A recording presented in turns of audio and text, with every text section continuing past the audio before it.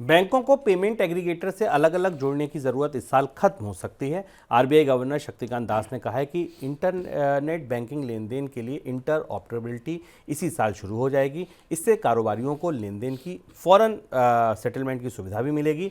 Internet banking online भुगतान के सबसे पुराने और लोकप्रिय तरीकों में से एक है। फिलहाल इस तरीके के लेन देन पेमेंट एग्रीगेटर के माध्यम से पूरे होते हैं। इसके लिए बैंकों को अलग अलग ऑनलाइन प्लेटफॉर्म पर हर एक भुगतान एग्रीगेटर के साथ इंटीग्रेट होना पड़ता है। नई व्यवस्था कैसे काम करेगी सर? और मर्चेंट्स की खासतौर से कारोबारियों की शिकायत थी कि पेमेंट एग्रीगेटर्स के जरिए जाने पर उन्हें अपने पेमेंट्स क्लियर कराने में लंबा समय लगता है। बैंकों में तो क्लियरिंग का सिस्टम बना हुआ है, क्योंकि बैंक में अगर आप क्लियरिंग में चेक लेकर जाते हैं या कोई क्लियरिंग डालते हैं तो दूसरे बैंक से क्लियरिंग होकर आ जाती है और एनईएफटी और आरटीजीएस के जरिए भुगतान की प्रक्रिया काफ़ी तेज और अब सुचारू हो चुकी है। लेकिन जब पेमेंट एग्रीगेटर के जरिए जाते हैं तो वो पेमेंट एग्रीगेटर अलग अलग बैंकों के साथ रजिस्टर होता है, और अगर कोई ग्राहक या कोई व्यापारी किसी पेमेंट एग्रीगेटर से डील कर रहा है तो उसे अलग अलग बैंकों के पास जाकर रजिस्ट्रेशन कराना पड़ता है।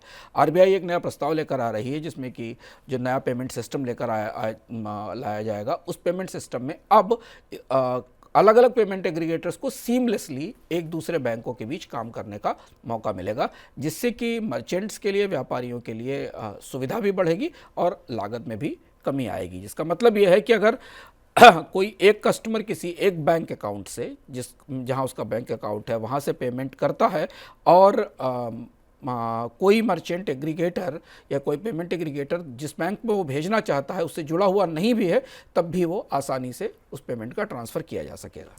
यूपीआई से लेन देन पर यदि चार्ज लगता है तो ज़्यादातर लोग यूपीआई का इस्तेमाल बंद कर सकते हैं। लोकल सर्कल के एक सर्वे में ये बात सामने आई है। रिजर्व बैंक ऑफ इंडिया अगस्त 2022 में यूपीआई से भुगतान पर एक प्रस्ताव लाया था, लेकिन बाद में वित्त मंत्रालय की तरफ से ये साफ किया गया था कि यूपीआई के जरिए लेन देन पर किसी तरीके का कोई चार्ज नहीं वसूला जाएगा। हाल ही में फिनटेक कंपनियों ने फिर से वित्त मंत्री से ये दरख्वास्त की थी कि आप यूपीआई पर शुल्क लेने की तैयारी करें। ये मांग उनकी तरफ से आई थी। सर, अगर ऐसा सर्वे आ रहा है तो अब ये तो बड़ा डायलेमा है, बड़ी दुविधा है कि पैसा लें तो लोग यूज़ नहीं करेंगे और पैसा नहीं लें तो फिनटेक कंपनियां कैसे चलेंगी? अभी आपको याद होगा कि फिनटेक कंपनियों ने हाल में जब काफ़ी सख्ती हुई, क्योंकि फिनटेक कंपनियों के पास अब कारोबार के लिए या रेवेन्यू के लिए जो उपलब्ध सेवाएं हैं उनमें डिजिटल लोन सबसे बड़ी सेवा थी, जिस पर काफ़ी सख्ती हो रही है, क्रैकडाउन भी हो रहा है। देखिए, आज भी एक खबर है जिसके बारे में आपको बताएंगे। ऐसी स्थिति में फिनटेक कंपनियों ने कहा था कि वो जो पेमेंट्स करा रहे हैं यूपीआई के जरिए उस पर उन्हें रेवेन्यू शेयर मिलना चाहिए। करीब 18 लाख करोड़ रुपए के आसपास के पेमेंट्स यूपीआई के जरिए फरवरी के महीने में हुए हैं, जो आंकड़े आरबीआई ने जारी किए हैं।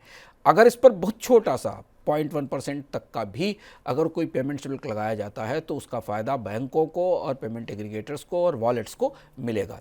लेकिन ये सर्वे बता रहा है कि लोग छोटे से भी चार्ज पर शायद यूपीआई छोड़ देंगे। पिछले 3 साल से अलग अलग मौक़ों पर यूपीआई पर चार्ज लगाने की बात उभर कर सामने आ चुकी है, चर्चा भी हुई है, प्रस्ताव भी आया है। उसके बाद सरकार की तरफ से इस बात को नकार दिया गया है कि यूपीआई पर कोई चार्ज या कोई फ़ीस लगाई जाएगी। लेकिन अब जिस परिस्थिति में बैंक और पेमेंट एग्रीगेटर्स, मोबाइल वॉलेट जितना टेक्नोलॉजी इन्वेस्टमेंट कर रहे हैं यूपीआई में, उसके बदले उन्हें इस पेमेंट सिस्टम पर रिटर्न भी चाहिए। अब यहाँ दुविधा यह है कि अगर इसे लगाया जाएगा तो कैसे लागू किया जाएगा।